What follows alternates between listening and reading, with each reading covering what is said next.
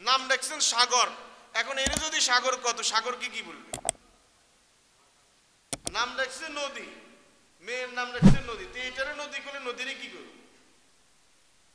মেয়ে সাল্লাল্লাহু আলাইহি ওয়াসাল্লাম মান ওয়ালিদা লাহু ওয়ালাদুন ফালইউহসিন ইসমাহু।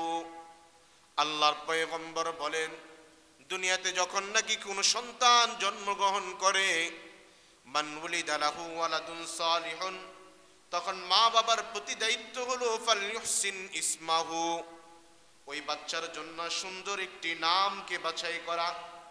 কি বাছাই করা? সুন্দর একটি নাম তার জন্য নির্ধারণ করা, ওই বাচ্চার সুন্দর একটি নাম রাখা। ফালইউহসিন ইসমাহু, কি নাম রাখার জন্য বলছেন? সুন্দর নাম রাখার জন্য বলছেন।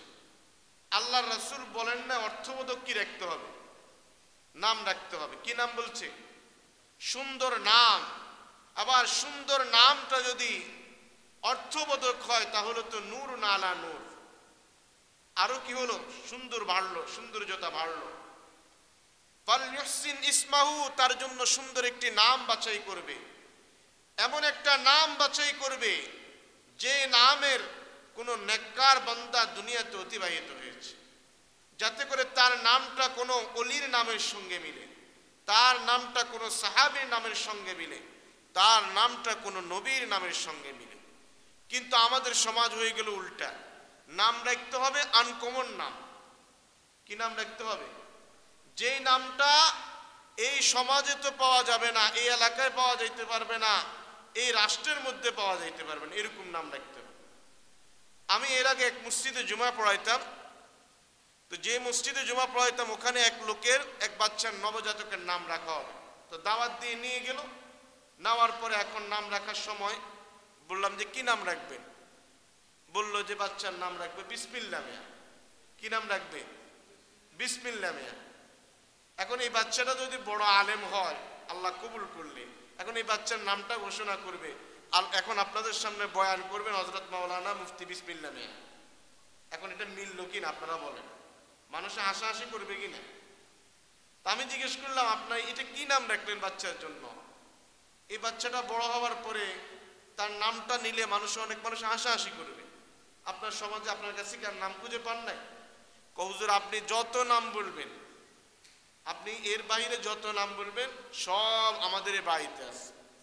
আমাদের এই বাড়িতে না থাকলে আমাদের সমাজে আছে, আমাদের সমাজে না থাকলে আমাদের ইউনিয়নে আছে, আমাদের ইউনিয়নে না থাকলে আমাদের থানাতে আছে, আমাদের থানাতে না থাকলে জেলাতে আছে, জেলাতে না থাকলে রাষ্ট্রে আছে। অর্থাৎ পুরা দেশ বাছাই করে এই নামটা কি করছি? মনোনীত করছি। আমি এর আগে সেনবাগ এক জায়গার মধ্যে তারাবির নামাজ পড়াইতাম, ওখানে একটা লোকের নাম রাখছে মধুমিয়া। এখন এই বেচারার স্ত্রী প্রত্যেকটা সময় তারা এটা নিয়ে অনেক মজা করে। এখন বেচারা বৃদ্ধ বয়সে আসি বলতেছে, হুজুর আমি নাম পাল্টাই ফেলবো, আর এরকম স্ত্রীর কাছ থেকে এরকম আর শরম আমার সহ্য হচ্ছে না। অনেক মজা করে, হাসাহাসি করে, এখন নাম চেঞ্জ করবে। তাহলে মা বাবা তার জন্য এমন একটা নাম বাছাই করছে, এখন এই লোকটা এই নামের জন্য কাকে দোষারোপ করবে? স্ত্রীকে নাকি মা বাবাকে? তাহলে মা বাবার দায়িত্ব ছিল সন্তানের জন্য একটা কি নাম বাছাই করা? সুন্দর একটা শুদ্ধ নাম বাছাই করা। কি নাম? শুদ্ধ নাম। এখন আমরা শুদ্ধ নাম খুঁজতে যাই, খুঁজি কোরআনের মধ্যে। এখন আপনি কোরআনের মধ্যে খুঁজি, কোরআনের মধ্যে পাইলে এটা নাম রাখি দিয়েন না। এখন এক লোকে কোরআনের মধ্যে খুঁজি নাম বাইর করছে করিন। ওয়ামান ইয়াশু আন যিকরির রহমানি নুকাইয়িদ লাহু শাইতানান ফাহুয়া লাহু করিন। কোরআন শরীফের মধ্যে আছে করিন, এই জন্য নাম রাখি দিছে। এখন আপনি তো বুঝছেন এটা অনেক ভালো নাম, কোরআনের মধ্যে আছে। কিন্তু কোরআনের মধ্যে আছে, একজন আলেমকে দিকে জিজ্ঞেস করেন এই নামের অর্থ কি, বলবে যে শয়তানের বন্ধু। কি বলবে? শয়তানের বন্ধু। এখন আপনি তো কোরআনের থেকে বাছাই করছেন, ভালো নাম বাছাই করছেন, কিন্তু নামের অর্থ হলো কি? শয়তানের বন্ধু। কোরআনে পাইলেই রেখে দিবেন না। এক লোকে অনেক খোঁজাখুঁজি করে কোরআন থেকে একটা নাম বাছাই করছে বাচ্চার জন্য। কি নাম বাছাই করছে? বাচ্চার নাম বাছাই করছে তুকাজ্জিবান। কি নাম বাছাই করছে? তুকাজ্জিবান। তুকাজ্জিবান আল্লাহ কোরআনের সূরা রহমানে একবার না দুইবার না বারবার বলছেন, ফাবিআইয়ি আলাই রাব্বিকুমা তুকাজ্জিবান, মানে মিথ্যাবাদী, মিথ্যুক। তা আপনি তো নামটা কোরআন শরীফ থেকে কি করছেন, বাছাই করছেন, কিন্তু নামের অর্থ কি? মিথ্যুক, মিথ্যাবাদী, মিথ্যা। তাহলে কোরআন শরীফ খুঁজে আপনি নাম রাখতে হবে এমন না, আপনি নামটা রাখতে হবে শুদ্ধ কিনা। নামের অর্থ থাকলে যে নাম শুদ্ধ এমন না, কারণ আমরা দুনিয়াতে এমন বহু শব্দ ব্যবহার করি যেগুলো অর্থ আমরা নিজেরাও জানি না। যেমন আমরা যে নানাকে নানা বলি, দাদাকে দাদা বলি, এবার দাদার অর্থ কি আপনি বলেন? কে বলতে পারবেন দাদার অর্থ কি, নানার অর্থ কি বলতে পারবেন? তা আমরা এগুলো ডাকতেছি কিনা?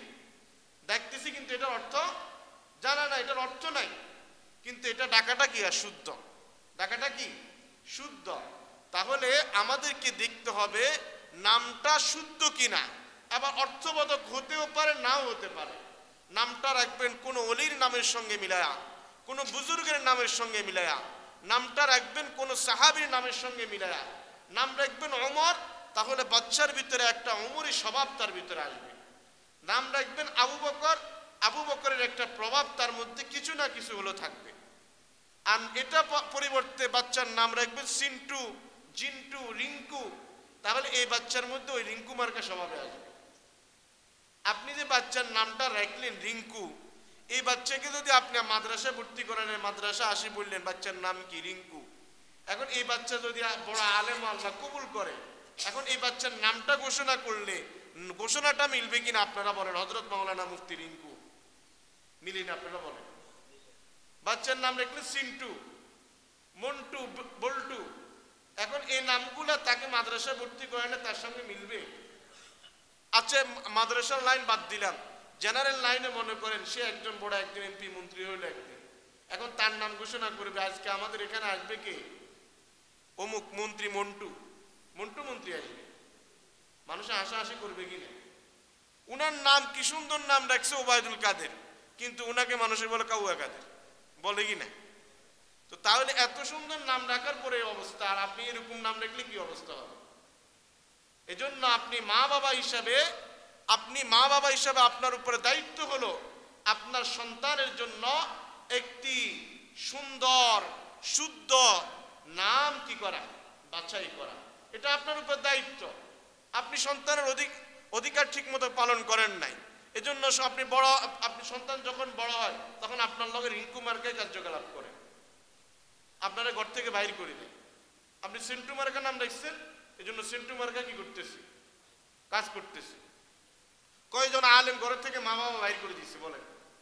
পারবেন দেখাইতে? কিন্তু এর বিপরীত শত শত অহরহর আছে শিক্ষিত মানুষ কি করতেছে? মা বাবার ঘর থেকে বাইর করে দিতেছে। এই জন্য সন্তান যখন নাকি আপনার ঘরে আসে, তখন সন্তানের উপর আপনার দায়িত্ব হলো তার জন্য একটি কি নাম বাছাই করা? শুদ্ধ সুন্দর নাম বাছাই করা। নাম নিজেরা ঠিক করবেন না, কোনো আলেমের কাছে গিয়ে নাম ঠিক করবেন। নাম দেখছেন সাগর, এখন এর যদি সাগর কত, সাগরকে কি বলবে? নাম দেখছে নদী, মেয়ের নাম দেখছে নদী, তো এইটারে নদী করলে নদীরে কি করবে?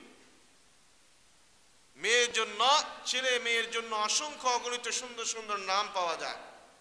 আলেম ওলামাদের কাছে যান, আপনার পার্শ্ববর্তী মাদ্রাসায় যান, বা ইন্টারনেটে সার্চ দেন, সুন্দর নাম, ভালো নাম বাছাই করেন। অর্থবোধক হোক বা না হোক, কিন্তু নামটা যেন শুদ্ধ হয়। নামটা যেন কি হয়? শুদ্ধ হয়।